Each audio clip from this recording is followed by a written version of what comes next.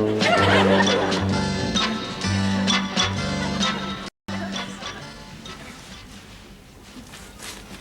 you bring that other torch? No, I didn't bring the other torch. What did you say? I said I didn't bring the other torch. I'm not surprised. Shall I go and get it? No, no, stay where you are. You want to help me, don't you? There's almost enough space up here, you know, to convert. Well, we don't really need any more space, Redvers. This roof's much higher than I thought it was. You can move about quite freely without any fear of... Oh! Will you wake Willie? Damn Willie! Are you all right, dear? You brought any aspirin? No, I haven't bought any aspirin or sticking plaster or surgical Here, splints. look at this. What is it? What is it? It's a mouse dropping. It's dropped. Well, I didn't realise you were planning to keep it, Redvers. I do wish you'd consult me, Aileen, before you take decisions like that. I was bringing it to the light so that I could get a closer look at it. Don't stand there gaping at me. Find it. Well, to be perfectly frank, I'm not altogether sure I want a closer look, Redvers. It's important that I make a positive identification. I'll look a right fool bringing rent-a-pest in here to deal with a bit of rubber from an electric cable. Well, it didn't look electrical to me. Well, you see if you can find it, and I'll go and see if I can find another piece. Oh, God, he's going to make a collection. Aileen, come and lend a hand. I need some help erecting Willie's mobile. I'm sorry, Harriet, I can't come at the moment. Why, what are you doing? I've got to stay and look for this mouse dropping. Pardon? My God, he'll save anything. Come on, I never heard such nonsense. I'm not going to bother with rent-a-pest. You're very fond of cats, aren't you, Aileen? Well, there's that damn Siamese down at number 10. If you can coax it into the house with a bit of fish or something, you could spend a very profitable afternoon up here with it.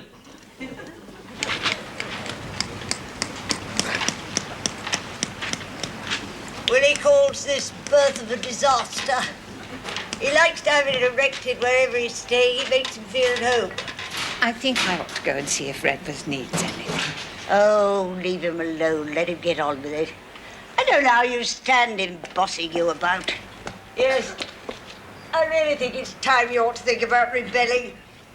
I mean, it's absolutely appalling you should have a man like my brother ordering you about from bed to breakfast. No, no, no, dear. Hold it still. My God. I hope the driver was wearing his seatbelt. I bet nobody walked away from that. That's not amusing, Redvers. You know perfectly well this is Willie's masterpiece. Aileen, remove that wreck.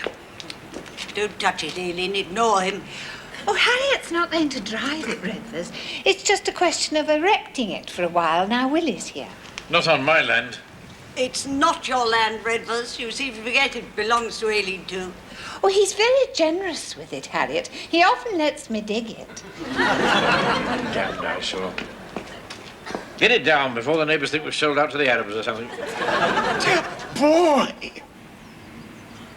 Keep it down, would you? It's coming down, all right. I'll see to that. I warn you, Redvers, don't touch that rope! I'm having to work much too hard to catch up on a smidgen of sleep here. Don't fret, Petal. Go back to bed. I'll see to this. Have you no shame, Harriet? Going about in broad daylight calling your husband Petal? Let go of that rope. And another thing. I don't like Willie leaning out of windows at this time of the day wearing those hideous pyjamas. They're your pyjamas. Who lent you my best pyjamas? Don't just kneel there, Aileen. Come and kick it or something. They're supposed to move. Don't listen to him, Aileen. Do it. Don't touch it, Aileen. Pick it up, Aileen. Put it down, Aileen. Will you please not talk to my wife in that way? I don't allow anybody to give her orders. You boss her about all the time. That's ridiculous. I may give her guidance from time to time. We're essentially a team.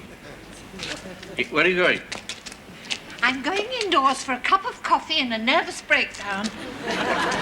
Don't use my special blend. If you're not feeling well, the powdered stuff is more than adequate. Are you always so damn stubborn, Redvers? Because it's an Englishman's habit.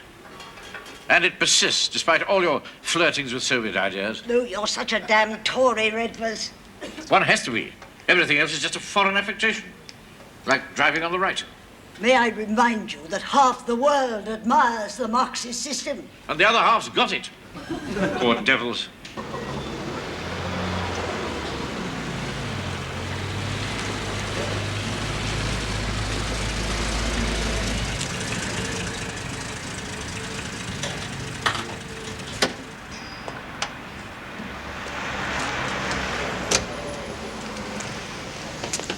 Ah, Stuart. Hey!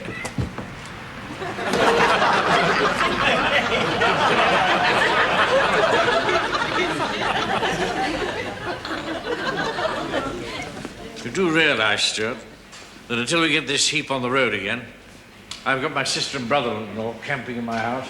And I mean camping. Well, we're doing our best, Mr. Potter. Now, I want you to double the effort on this, Stuart. Put someone on who's got a sister and brother-in-law and knows what I'm going through. Well, the snag is we're waiting for 1 or 2 new parts. New parts? Well, there's quite a list.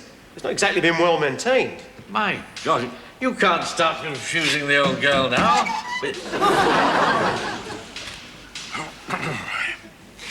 Look, couldn't we improvise? You know what I mean? Couldn't we, what's the technical term I'm looking for? Budget up. Yeah, that's it. Not if you want it roadworthy, Mr. Potter. Roadworthy? Who said anything about roadworthy? All I want is to have it on its way. Look at it. Probably never been roadworthy in its life. Come in.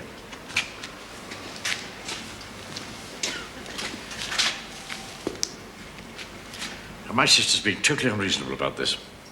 She's got this ridiculous theory that I'm responsible for part of the cost. You try to help somebody, that's the thanks you get. Well, she ought to sue somebody. Some lunatic's been doing things to these brakes that you wouldn't believe. Really? Come along, Stuart. Finger out. Money talks.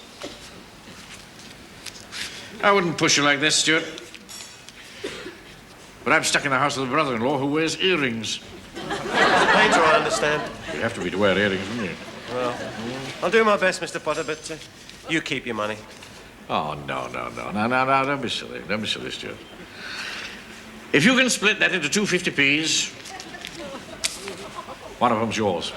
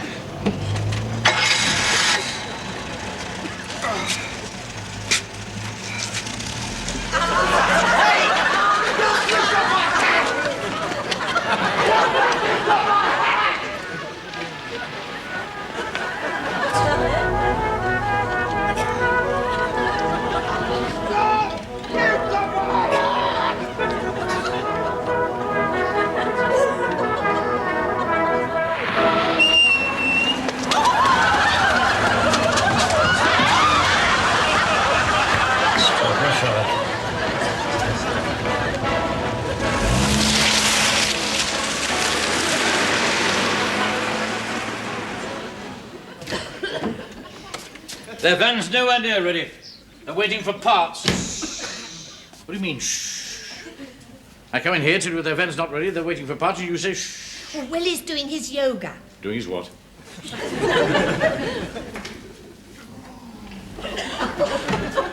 he have to do it on the settee? Well, apparently he has to go where the vibrations are. What's wrong with the railway line? Aileen, what have you done with my small illuminated screwdriver? Oh, really now, Redvers? What have you done with it? Well, don't you start. Willie's doing his yoga. If you insist on your husband coming into the house, you should at least take control of him. I will not have him jumping onto the settee. Oh, don't be such a fusspot. Willie's doing no harm. Well, I'd rather he did it on the floor. It won't hurt your settee. He never wears shoes in the lotus position. Good God, you mean he's sitting on the settee with bare toenails? You're such a slave to the bourgeois mentality, Redvers. And proud of it. I believe you are. I do believe you are. There is still a corner of this increasingly Marxist world that is forever England. Kipling. Rupert Brooke. Same thing.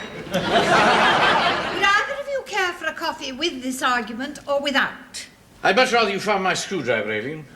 Don't leap up at the sound of his master's voice. Let him find his own damn screwdriver. It's only his ideas that are senile. Nothing to stop him keeping his fingers busy. Aileen, look through that drawer. I'll just look through the drawer. I forbid you, Aileen. You're an independent human being. Let him look through his own damn drawer. She's my wife, which is a very different matter from being an independent human being. Look through the drawer, Aileen. That is, if you wish to look through the drawer.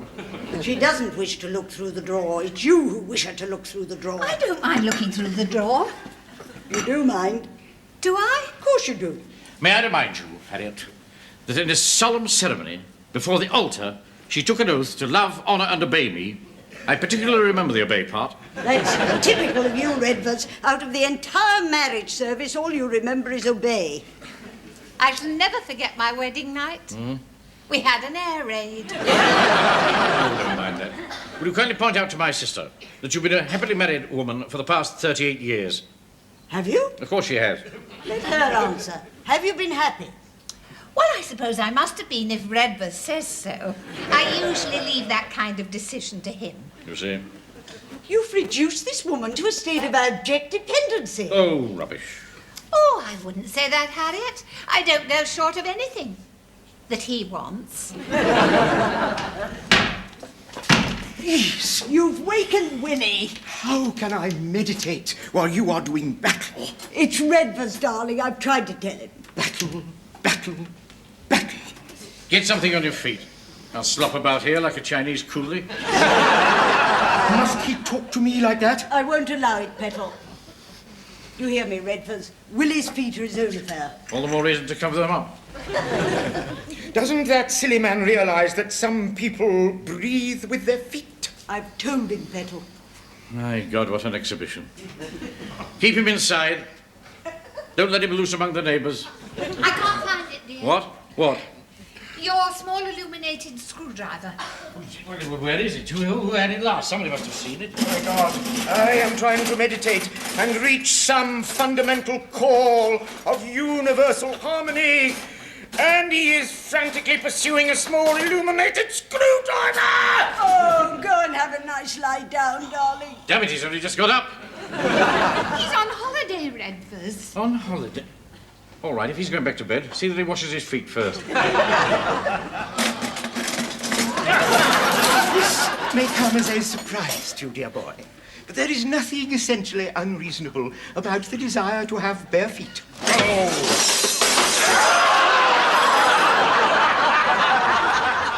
Naturally, they assumed that I'd done it on purpose. Still, you have to laugh. Hopped about a bit, did he? Oh, I've never seen Willie so active. I don't know how you stand it, Redvers. Looking at a man's feet? Not easy, Padre. No, it can't be. Unpleasant things, bare feet. Yeah. Still, not as bad as they were. At least one isn't. He's got his swathes in bandages up to here. Say one thing for Willie, he does enjoy a bit of suffering. You didn't, did you? What? Do it on purpose. No. Mind you, I don't mind his having a little accident. Just as well, really. Matter of fact, I quite enjoy his having a little accident. You'd never get away with violence as a conservative. The left appear to have cornered that market. They seem to be doing it everywhere. Oh, for the good of humanity, of course. You know, I sometimes think if they love humanity much more, there won't be a lot of it left. Yes. Very good of you to lend a hand like this, Redvers. Oh, nonsense. It's an obligation I'm only too happy to perform. Let me give you a hand with that. My parish magazine, hot from the printers. Keep your arms straight. I'm trying to already. Otherwise, you seem to be getting the hang of it.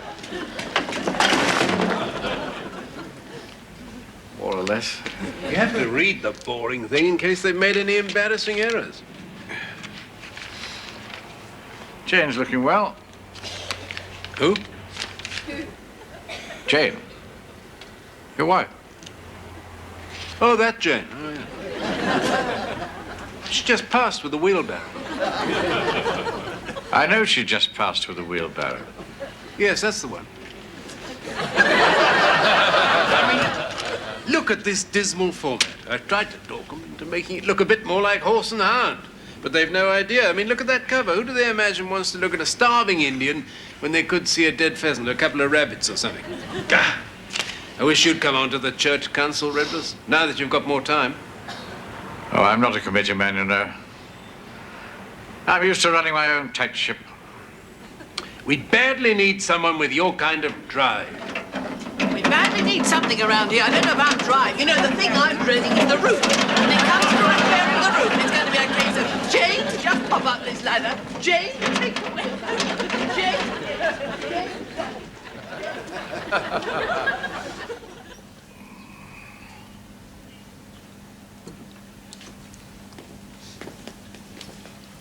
You know, I don't think I've ever seen my wife aroused like that.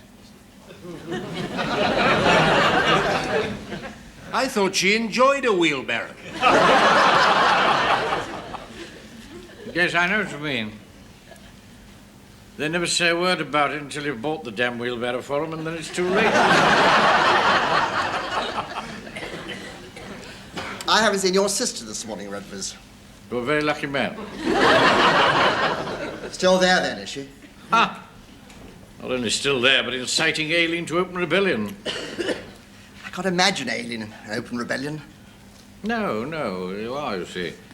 She's usually a very loyal little soul. Apt to be a little careless with some of my smaller screwdrivers, but... I'm afraid my wife is always an open rebellion.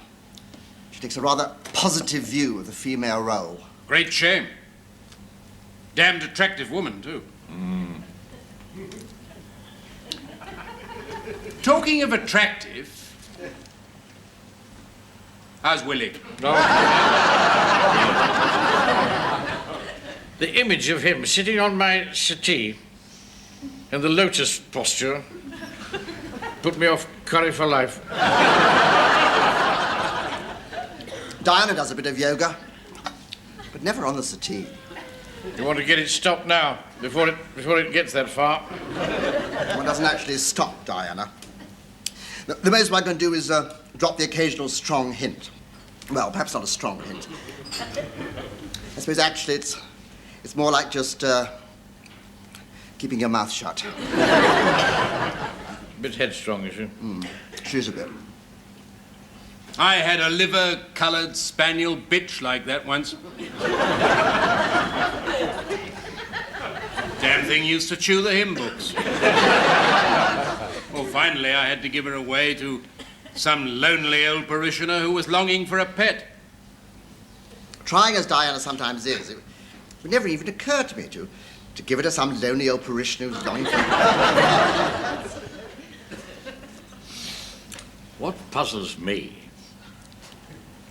is what Aileen does with the damn screwdriver. Phone for you, Mr. Tolliver. Great. Your wife. Oh. You haven't seen him? No. Tell her she's not here. No, I better take it. Yep. Leave this to me. I'll get you off the hook. Well, tell her I'm on my way. No, sit down. I'll fix it. Hello, Diana. Potter here. Yeah, fine, thanks. How are you?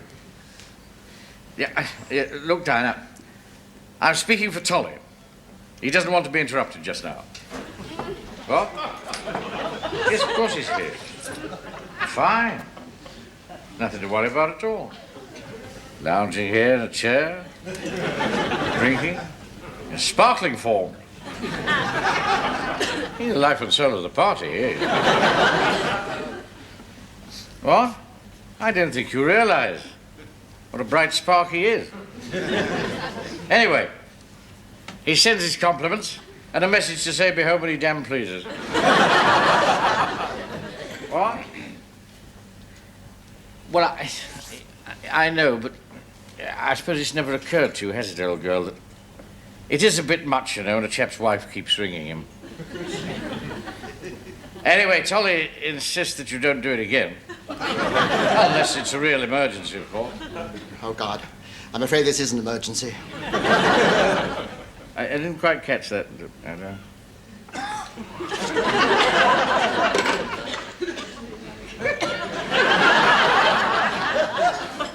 Well, there you are.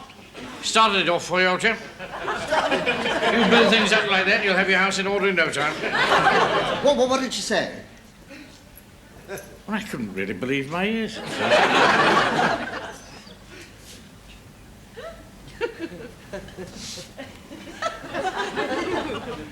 Could I have another drink? Of course. As many drinks as you like, old chap. That's the idea of it. See? Now you've put your foot down and organised the little lady.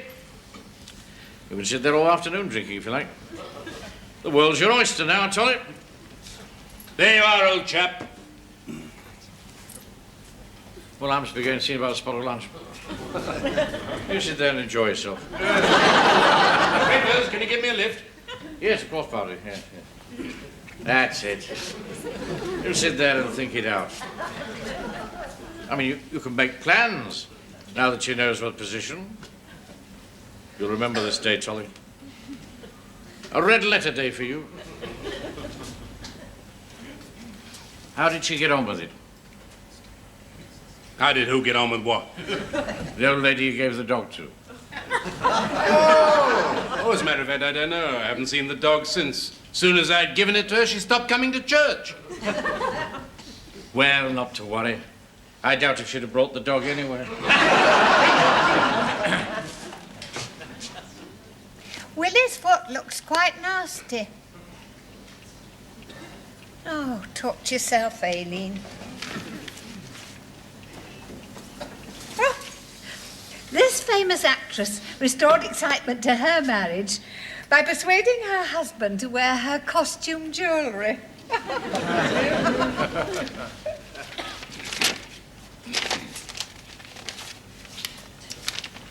Aileen, would you mind turning over those pages a little more quietly?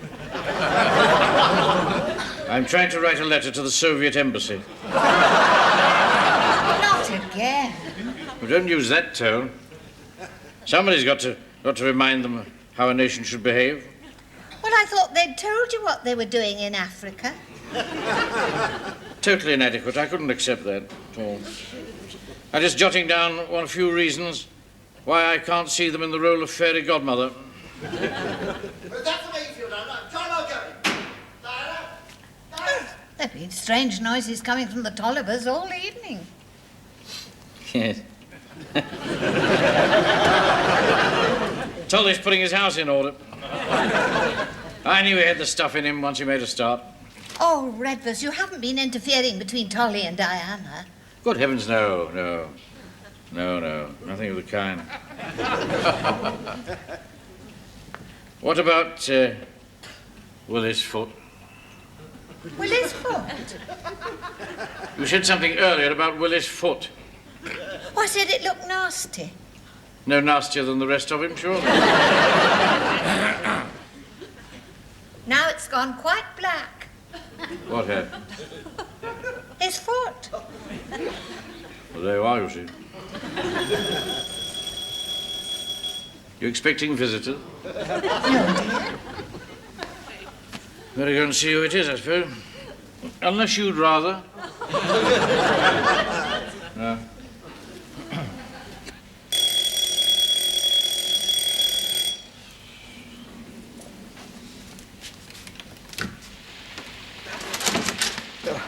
I say, Redvers, I suppose you couldn't possibly put me up in the spare room just for the night.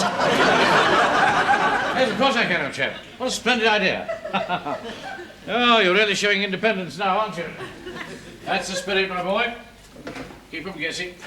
You're quite sure this door was firmly locked? I'll put the catch down. I'd hate to find anyone breaking in. There you are, tight as a drum. I mean, I wouldn't like Diana to pursue me here and start bothering you by ringing the bell. No, that's all right, old boy. Disconnect the bell. That's it, I'll let her try. Come on. Come and have a well-earned rest. I told you this could be the start of something big, didn't I? Aileen! Tully's staying the night. Yeah, I'll bring him a drink up and then I should probably stay and have a chat with him. Oh, no, please don't bother. It's no trouble, old boy. Give you a few more tips. And Aileen, if you heard anyone hammering on the back door, ignore it. That clear? Dead to the world already. Don't worry there. Right, off you go, Tully. You know where the guest room is. I'll just have a last look round to see that you haven't been followed.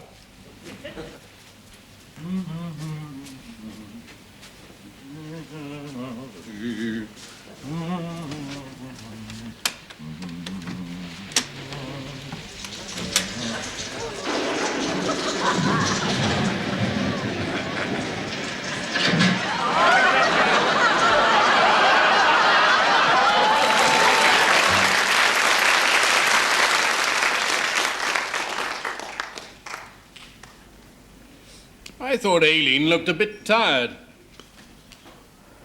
I'm not surprised. She keeps waking up in the night. Why is that? Because I can't sleep.